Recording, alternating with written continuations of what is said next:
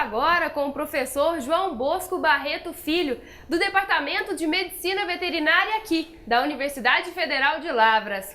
O professor que recentemente virou uma celebridade com, na verdade, no lançamento de um livro cujo um dos capítulos é o mais acessado. Professor, seja muito bem-vindo aqui na Universidade Aberta. Muito obrigado. Vamos conhecer um pouquinho sobre a trajetória, né? A gente vai falar muito ainda do capítulo desse livro que está sendo mais acessado, né? Mas antes disso, vamos conhecer um pouquinho quem é o professor João Bosco Barreto Filho. Hoje eu sou professor aqui da UFLA. Entrei aqui em 1997, né? Eu venho da UFMG, onde eu fiz minha graduação e pós-graduação. E no meu doutorado eu fiz com o UFMG conjuntamente com a Fundação Oswaldo Cruz. E foi onde eu tive um treinamento na área de cultura de tecidos, que é o tema do capítulo do livro, né, que acabou por originar, né, o convite da editora Intec para que eu escrevesse esse capítulo. Certo, professor, o foco dos seus estudos, da sua linha de pesquisa, é com relação à reprodução animal. Eu sou professor da área de reprodução animal. Esse trabalho, né, com anexos embrionários, com a placenta, ele vem do meu doutorado. Aqui na UFLA, eu desenvolvi talvez a linha mais expressiva de trabalho. Eu vim pela cadeira de andrologia, de reprodução masculina, e talvez o nosso trabalho aqui na UFLA de maior expressão tenha sido o trabalho conjunto com o pessoal da engenharia, do laboratório de ótica e laser, onde nós desenvolvemos técnicas para análise de viabilidade espermática, né, de gametas masculinos, dos espermatozoides, e isso nos rendeu uma patente e estamos com o segundo pedido de patente depositado no INPI, aguardando, né, a aprovação de uma segunda patente com esse pedido. Certo, professor, o livro trata especificamente de cultura de tecidos, né? E fala um pouco para a gente sobre especificamente o seu trabalho, a sua publicação, o seu material mesmo, que foi disponibilizado para complementar aí um livro de 12 capítulos, né? Uhum. Na verdade, eu falo sobre um foco específico, né, de cultura de tecidos, que são membranas de anexos embrionários, membranas placentárias. O meu interesse, né, e o sentido desse tipo de cultura é um tipo de tecido animal que a gente cultiva in vitro, né, e ele vem da questão de reprodução, porque, como eu já havia falado algum tempo atrás, até a década de 90, nós estudávamos o reconhecimento materno da gestação, vamos falar assim, né, como que um embrião sinaliza para o ambiente materno a sua presença, com uma determinada ótica. A partir do início da década de 90, nós descobrimos que, na verdade, em ruminantes, essa sinalização, essa comunicação biológica, né, do embrião em desenvolvimento com o ambiente uterino, ele era feito por um interferon. Os interferons, né, daí a minha formação talvez até um pouco ambígua, assim, né, muito dentro de virologia e reprodução, eles classicamente eram estudados por apresentarem propriedades antivirais. Então, se um organismo, né, no nosso caso, a espécie humana, se ele é infectado por um vírus, ele começa a produzir essa substância, que na verdade é um tipo de proteína, que, como resultado final, causa a degradação maciça de ácidos nucleicos do vírus. Então, é a forma que o organismo tem de combate natural a um vírus infectante, né? E até esse início da década de 90, todos os estudos, né, os estudos clássicos de interferons foram feitos só dentro dessa ótica de virologia. A partir, né, desses estudos do início dos anos 90, com essa questão de reconhecimento de gestação, pela primeira vez, né, na história da biologia e dentro de fisiologia animal, nós percebemos que a molécula, que a substância responsável pelo reconhecimento da gestação também era um interferon que foi chamado de interferon tal. Daí, naquela época, né, a gente estava com um interesse muito grande, né, no estudo desse tipo de proteína, e foi onde nós começamos a trabalhar com cultivo in vitro de tecidos de placenta para, na verdade, a gente queria investigar se havia uma presença ou produção de interferons em outras fases da gestação que não nesse início. Só no início. Só no início. A pesquisa do professor, como o professor mesmo falou, é feita em ruminantes, né, que são vacas, né, cabras. Sim. Esses são esses animais. Por que esses animais? Porque, na verdade, é a minha especialidade, né? São os animais que eu foco dentro de medicina veterinária, são animais de produção. E esse interferon, ele só existe como molécula de reconhecimento de gestação nessa classe de animais. No caso, por exemplo, da égua, a porca ainda tem também 2 tipos atípicos de interferons, mas na égua, por exemplo, a coisa é completamente diferente. Então, só em ruminantes que esse interferon é responsável por reconhecimento de gestação. Certo. Na verdade, o estudo é feito em cima de uma substância que faz com que o organismo ali da mãe ou de quem está gestando, né, da fêmea no caso, reconheça o feto. Sim. O principal resultado desse reconhecimento é a manutenção no ovário de uma estrutura que a gente chama de corpo lúteo. O corpo lúteo é um órgão que produz progesterona e lá, né, em ruminantes, né, principalmente na vaca, ele é necessário até muito próximo do final da gestação para que os níveis de progesterona compatíveis com o período gestacional sejam produzidos. Em determinadas espécies, como na ovelha, por exemplo, em um tempo, parece que com 90 dias de gestação, essa produção de progesterona, ela passa para a placenta e é suficiente para manter a gestação. No caso da vaca, não.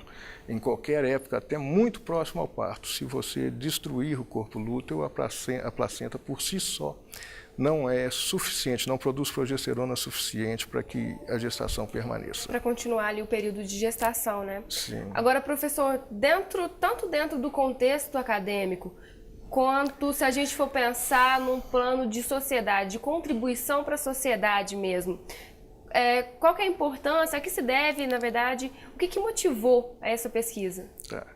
Eu vou falar mais das nossas limitações, né? Com o uso de interferons. Então, eu vou partir de exemplos na espécie humana. Os interferons, por exemplo, em medicina humana, eles são muito usados em certos tipos de câncer, né? Eles têm propriedade, além de antiviral, eles têm propriedades antiproliferativas também. Então, na espécie humana, em câncer de pele, eles são usados como agentes terapêuticos em certos tipos de hepatite, né? Agora, qual é o problema desse uso de interferons? Principalmente a grande quantidade de efeitos colaterais. E no nosso caso específico, né, o principal efeito é uma hipertermia transitória que esses interferons causam. Lá na vaca, quando eu estou preocupado, né, na época que esses interferons foram descobertos como agentes de reconhecimento de gestação, a indústria, né, farmacêutica internacional, ela teve uma atenção muito grande para aquilo, porque seria uma forma, se nós isolássemos e purificássemos essa molécula, nós poderíamos artificialmente melhorar, né, a questão de perda embrionária, que para a gente que trabalha com animais de produção era muito séria, né, especialmente aqui nos trópicos, pela questão de altas temperaturas. Então, o maior índice de perda embrionária que nós temos aqui, por exemplo, é na época de verão, pelas altas temperaturas que a gente tem no trópico. Agora, qual a limitação? Então, a indústria investiu muito naquilo, e a gente começou a aplicar aquilo nos animais, né? Só que com essa hipertermia que o interferon causava, ela por si só, ela causava a mortalidade embrionária. E essa foi uma limitação na época, para que a gente usasse, né, farmacologicamente um interferon para melhorar o sucesso de taxas de concepção, especialmente na vaca. Então, nós temos, na verdade, mais limitações, né, na espécie humana também. Até hoje nós temos, né, limitações mesmo no uso como agente terapêutico do que né, um sucesso assim, em uso corriqueiro deles como anticancerígenos. Agora, professor, o livro, ele trata, na verdade, de cultura de tecidos, né? E se você consegue mensurar o livro, na verdade, o seu capítulo, né? É um livro, na verdade, de uma publicação de repercussão internacional, inclusive é disponibilizado até para download gratuito, né? E você consegue me explicar, você consegue, de repente, mensurar o que foi, colocar em palavras para mim, por que esse sucesso de tantos downloads, assim, de seu capítulo mais acessado, dentro de um contexto global, na verdade, né? Uhum. Para mim foi uma satisfação, eu também foi inesperado, e eu publiquei, entreguei o capítulo, cumpri todas as tarefas que tinham que ser cumpridas, e recebi da editora o aviso que o livro seria disponibilizado, ele é muito recente, né, que ele seria disponibilizado online agora no mês passado, e cerca de 10 dias após a publicação dele na internet, eu recebi um e-mail da editora me parabenizando pelo número, né, de acessos que o capítulo tinha tido, que era um acesso... não vou falar, né, mas, assim, inesperado, né? Eu prefiro a palavra inesperado. E até então eu não tinha feito propaganda, né? Agora, se a gente olhar as estatísticas do capítulo, já tem bem mais acesso. Já me comuniquei com o pessoal da Fiocruz, da UFMG, de uma associação de estudiosos de placenta que tem a sua líder aqui na USP, né, Estela Bevilacqua. Então, já divulguei mais no Brasil, né? Mas, impressionantemente, o livro estava tendo muito download de Estados Unidos e China, principalmente, né? A China, que são as duas maiores potências, eu acho, em termos numéricos hoje, em termos de ciência. Eu vejo o número de acessos, né? Não que seja um melhor capítulo do livro e tudo, é um livro muito específico, mas eu acho o seguinte, existe um lapso de publicações da natureza que eu escrevi dentro, né, da área específica que eu trabalhei. E depois a gente tem uma parte de identificação de célula-tronco e trata muito, né, da possibilidade de obtenção de células-tronco a partir de anexos placentários. Então hoje eu acho que isso dá uma visibilidade muito grande dentro da academia, né? Hoje a questão de célula-tronco ela tem, né, um número de pesquisas muito grande dentro disso aí, né? E essa questão da gente poder cultivar placenta, né, e obter linhagens de célula-tronco a partir de tecidos placentários, ela dá uma visibilidade grande ao capítulo. Certo, agora, professor, conversávamos anteriormente sobre, na verdade, já tem uma patente aqui, tem uma que já fez o pedido. Quais são os seus objetivos, na verdade, agora, daqui para frente? Olha, eu tenho procurado, né, nesses 15 anos que eu estou na UFLA aqui, eu tenho procurado manter a atividade pela qual eu vim para cá, né, que foi a reprodução animal, dentro das perspectivas e dentro do conhecimento das maiores universidades, principalmente aqui no Brasil. Então, muitas vezes nós temos limitações, né, infraestruturais para desenvolver o que a gente tem e tudo mais. Mas eu tenho uma preocupação muito grande na questão de formação de massa crítica, e que a massa crítica que nós formamos aqui dentro da reprodução animal, dentro de medicina veterinária na UFLA, ela seja comparável com as grandes, né, outras grandes universidades do país, como o USP, o UFMG, e era uma tarefa que a gente tinha conseguido, né, e tem conseguido até então, né, com os nossos alunos, os egressos aí do nosso curso, tendo elogios, aceitação e conseguindo acompanhar bem, né, os trabalhos que as outras universidades desenvolvem.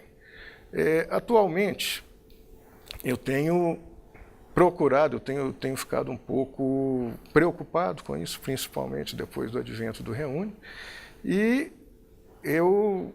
o que eu tenho tentado fazer hoje é continuar, né, o que a gente fez com o esforço e a qualidade que a gente fez até então, dentro dessa perspectiva de ampliação da universidade.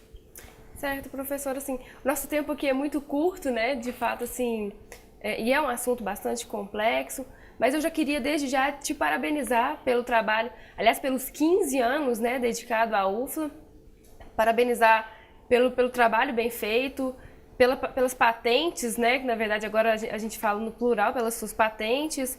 E no início do programa ainda conversávamos aqui, eu perguntei se podia chamar de celebridade, ele ficou bravo comigo, mas eu acho que é isso mesmo, é um livro de repercussão internacional, e ter uma quantidade, um capítulo com a quantidade de acessos, da forma como foi, de surpreender, inclusive a editora, eu acho que isso é resultado isso só pode ser resultado de um trabalho bem feito, de um trabalho feito com capricho, acima de tudo. Parabéns pelo trabalho, vai ser sempre muito bem-vindo aqui no Universidade Aberta, que volte mais vezes e que traga aqui pra gente novas patentes e novas publicações e que eu possa falar muitas vezes aqui, parabéns por ter se tornado agora, então, essa celebridade aí no meio acadêmico na área de reprodução animal.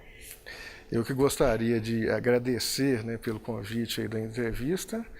E de forma alguma, né, ainda vou admitir a palavra celebridade, foi apenas um golpe de sorte, um trabalho que realmente, né, foi feito com dedicação, mas, como eu te falo, né, tem muito mais de inesperado nisso aí do que qualquer outra situação. A gente pode entender sorte aí como sendo oportunidade aliado à preparação, né? Então vamos ficar assim. Mais uma vez, muito obrigada e parabéns pelo trabalho. E a gente vai ficando por aqui, Universidade Aberta. Você já sabe como entrar em contato para enviar críticas e sugestões. Nosso e-mail é universidadeaberta@tv.ufla.br ou pelo telefone 3829-1606. Nós ficamos por aqui. Muito obrigada pela companhia. Até a próxima.